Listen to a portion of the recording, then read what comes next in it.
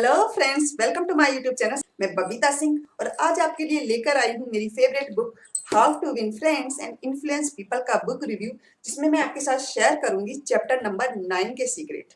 और ये वीडियो इस चैप्टर का सेकंड वीडियो है, क्योंकि इसका फर्स्ट पार्ट मैं ऑलरेडी बना चुकी हूँ और उसका लिंक आपको डिस्क्रिप्शन बॉक्स में मिल जाएगा। इस चैप्टर का जो मेन पर्पस है वो है कि आप समझें, आप दूसरे की प्रॉब्लम्स के साथ, सिचुएशंस के साथ, फीलिंग के साथ सिंपैथी रखें। और इस पॉइंट को क्लियर करने के लिए मिस्टर डेल कार्नेगी ने जो एग्जांपल दिए हैं, उनमें से जो रिमेनिंग 2 एग्जांपल हैं आज मैं आपके साथ शेयर करूंगी।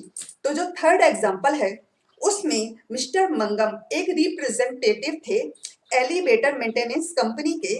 उनका काम था कि जो एलिवेटर लगे होते हैं होटल में, मॉल्स में या मेट्रो वगैरह में, उन एलिवेटर्स को मेंटेन करना, उनमें जो कुछ खराबी वगैरह आ जाए तो उसको ठीक करना। अब सिचुएशन ये थी कि जो होटल के मालिक थे वो चाहते थे कि जब भी उनके एलिवेटर खराब हो तो ऑन डिमांड जो मैकेनिक है वो उनके होटल में पहुंच जाए और 2 घंटे के अंदर, ज्यादा से ज्यादा 2 घंटे उनका एलिवेटर बंद रहे और वो ठीक हो जाए। अब हमेशा ऐसा तो होता नहीं है कि हमेशा अवेलेबल रहे कंपनी के पास स्किलफुल मैकेनिक है, वो हमेशा अवेलेबल रहे जब भी एलिवेटर खराब हो। ऐसा भी पॉसिबल नहीं होता। और ऐसा भी नहीं कि 2 घंटे के अंदर ही ठीक हो जाए, टाइम ज्यादा भी लग सकता है, कम भी लग सकता है। अब वो क्या करते थे, जब भी होटल से कॉल आता था तो वो इंस्टेंटली जवाब नहीं देते थे। वो तब जवाब देते थे जब उनके पास टेनिस के लिए मैकेनिक अवेलेबल होता था।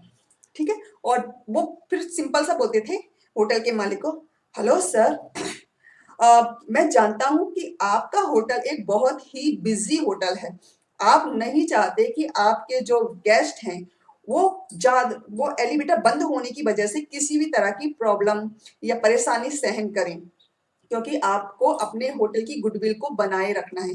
मैं आपकी कंडीशन को अच्छी तरह से समझ सकता हूँ, लेकिन हमने जो आपके एलिवेटर को जांचा है, जितना उसमें समझा है कि इसमें क्या प्रॉब्लम है, उसके अकॉर्डिंग अगर हम आपके हिसाब से अगर 2 घंटे के अंदर काम करते हैं तो ये पूरी तरह से ठीक नहीं हो पाएगा, जिसके कारण ये आगे जाके इतना बड़ा डैमेज कर सकता है कि कई दिनों तक आपका एलिवेटर बंद रहे।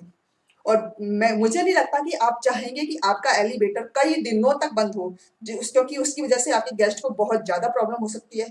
और अगर अभी हम इसको पूरी तरह से ठीक करते हैं तो उसमें हमें कम से कम 8 घंटे तक का टाइम लग सकता है। तो मैं चाहूंगा कि आप इसको 2 घंटे में ठीक करने की बात ना करके इसको पूरी तरह से अभी ठीक करने दें। तो ये सुन के सामने वाला जो मैनेजर था उसको ये सही लगा कि आगे जाके अगर कई दिनों के लिए बंद हो गया तो ज्यादा प्रॉब्लम होगी, उससे ज्यादा अच्छा है कि 8 घंटे लग जाए आज की डेट में, कोई बात नहीं। तो वो मान गया। तो मेन चीज यही थी कि मिस्टर मंगन ने सामने वाले की जो सिचुएशन थी, जो फीलिंग थी, उसको समझा, उसके हिसाब से बात की कि हाँ आपको प्रॉब्लम होगी, आपके गेस्ट वगैरह परेशान होंगे। तो सामने वाला समझ गया, बात है बहुत पीसफुली खत्म हो गई। अदरवाइज नॉर्मल जो पर्सन होता है वो आर्ग्यूमेंट करता कि नहीं मुझे 2 घंटे में करना है, सामने वाला बोलता कि नहीं इतने घंटे में। तो यही चीज होती है कि आप सामने वाले की सिचुएशन के साथ सिंपैथी रखें। और जो नेक्स्ट एग्जाम्पल है उसमें मिसेस नॉरिस थी, जो एक पियानो टीचर थी। और उन्होंने एक सिचुएशन को बहुत ही अच्छी तरह से हल किया। उन्होंने क्या किया कि एक्चुअली जो पियानो टीचर हैं उनके साथ एक प्रॉब्लम आती है कि जो टीनेजर लड़कियां होती हैं वो जब पियानो सीखती हैं तो उनमें एक चाहत भी होती है कि उनके जो नाखून होते हैं, कई लड़कियों के जो नाखून होती हैं टीनेजर लड़की के काफी लंबे होते हैं और उनको लेकर वो काफी भावुक होती हैं उन नाखूनों को लेकर। ऐसा ही मिसेस नॉरिस के साथ भी हो रहा था कि बाबिट जो एक टीनेजर लड़की थी उसके नाखून काफी लंबे थे। ये समझ लो जो मेरे नाखूनों से डबल साइज के नाखून थे। वो बहुत खूबसूरत तरीके से उसने ट्रिम कर रखे थे, उनको बना रखे थे, नेल्स किए थे, उस पर पेंट लगाया था, उसको बहुत ही आकर्षक बना के रखती थी वो। लेकिन इसकी वजह से जो पियानो था वो ढंग से नहीं बजा पाती थी, क्योंकि ये एक तरह से हैंडीकैप का काम करता है। अब मिसेस नॉरिस चाहती तो उसको डायरेक्ट बोल सकती थी कि नहीं तुम्हें नाखून काटते ना, अदरवाइज मैं तुम्हें पियानो नहीं सिखाऊंगी। लेकिन मिसेस नॉरिस ने ऐसा कुछ नहीं किया। उन्होंने पहले तो उस बाबेट को पूरा लेसन कंप्लीट करने दिया। उसके बाद जब लेसन कंप्लीट हो गया और जो उसके घर लौटने का टाइम था तब उनसे बोला, ना बाबेट, तुम्हारे नाखून बहुत ही खूबसूरत हैं और तुम काफी मेहनत करती हो इन पे, कितने खूबसूरत तरीके से तुमने इन पर को फाइल किया हुआ है, इस पे नेल लगाया हुआ है, कितनी सफाई रखती हो तो इसमें इसमें काफी टाइम लगता होगा।